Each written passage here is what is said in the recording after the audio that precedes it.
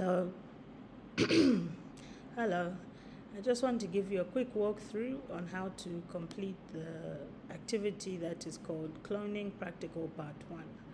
So if you go to the resource and you go to this particular activity and you'll find it under hashtag BT310.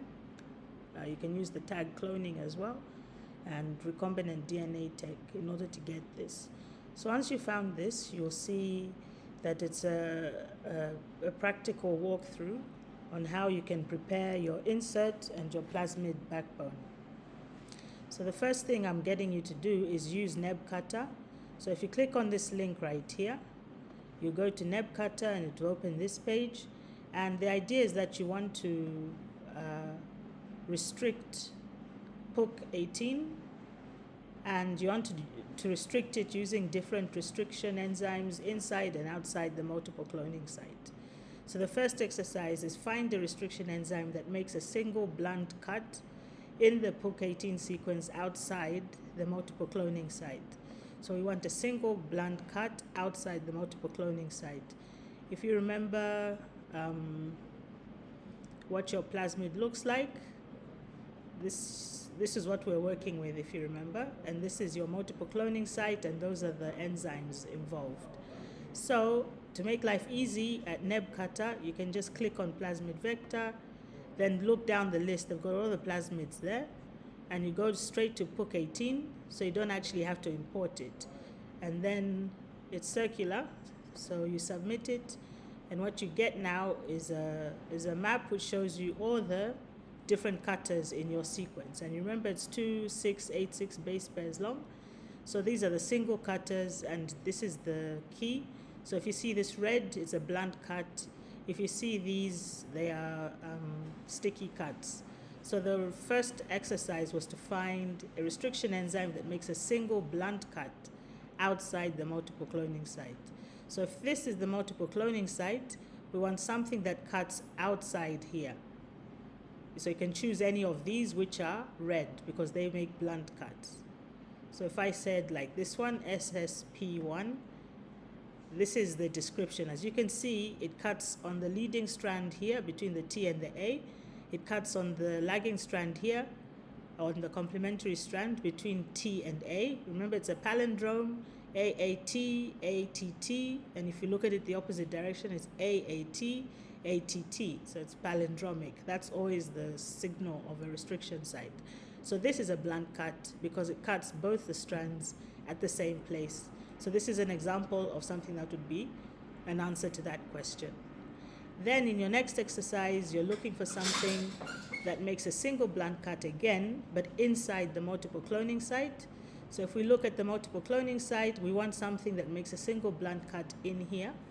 And we can actually zoom in a little bit. I'll show you that function in a minute.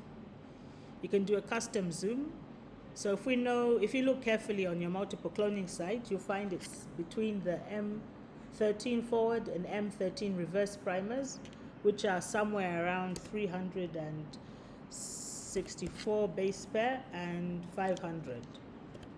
So if I want to look just at that area, I can do that. And here, this is the multiple cloning site. These are the enzymes. And all these, if I follow the key up here, these are single cuts, and blunts are red. So these are the blunts. Stickies are these other ones.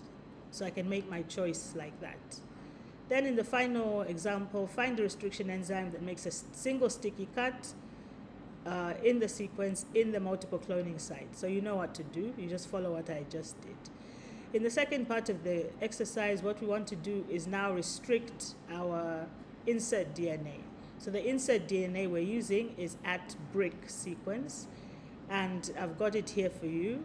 So you can see this is your typical FASTA format. You have the description up here, and then you have the sequence down there.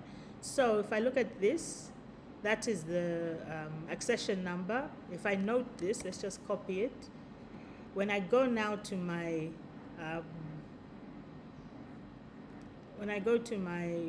NEB Cutter,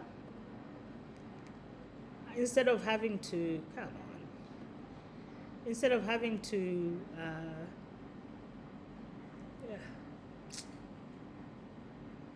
Unbelievable, there's no internet.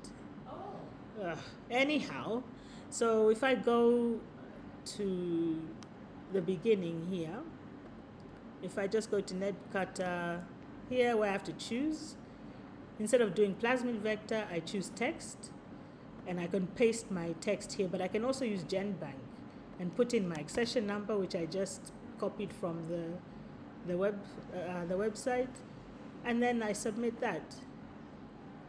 And instead of having to copy paste that whole sequence, it goes into GenBank, pulls up the sequence, and I have it automatically here. And if I want to double check, I go here on sequence, and lo and behold, that's the one which we're working with. It's BRIC1 from Arabidopsis thaliana. So now I do the same activity with this particular piece of DNA. So again, these are the blunt cutters, the sticky cutters, and you can see them there. So I just follow the instructions here. What am I required to do? I'm supposed to find the sticky cut that does not make any cut in this sequence. So I want a 0 cutter. I want to find a restriction enzyme that makes a sticky cut in pUC18 but does not make any cut in this sequence. So the first job I have to do is find a 0 cutter in this sequence. So I go here, these are the single cutters. What I want is the 0 cutters. And these are all the enzymes that don't cut in my Arabidopsis, oops, that's in pUC. Where am I? Let's go back. Went in the wrong sequence. So sorry, just a sec. Okay, here we are. So in this sequence, this is the Arabidopsis sequence. I want the 0 cutters here. And these are the enzymes that don't cut in this sequence.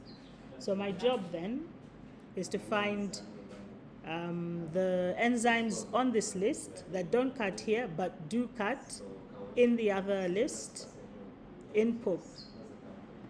So they have to cut here, a sticky cut here, so something like this. But in this list, on my Arabidopsis list, there's no cut. So I have to go through these 2 sets of enzymes and see which ones match that description. So to quickly run through what you got to do, list all the single cutters in your multiple cloning site, then do a custom digest to see which enzymes do not cut in your @brick, this one. And then after you've done that, you can decide which ones are the right ones that do not cut in this @brick sequence but do cut in the pUC18 sequence. Why do we do this? It's because what we want to do at the end of the day is make a single cut. We want to make a single cut here in our multiple cloning site. Whole enzyme, opening up this whole plasmid. Then when we insert the other DNA, the brick DNA, it will actually be able to be checked using the enzyme we've chosen. That's what we're trying to do.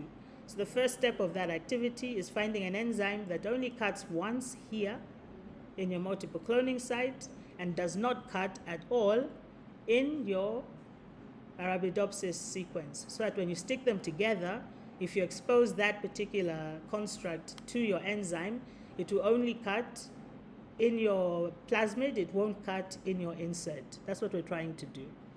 So have a go and then submit what you have as a cloning strategy on the portal that I've prepared. So I've given you a link. Just submit through there. Write down your cloning strategy and we'll see how you did.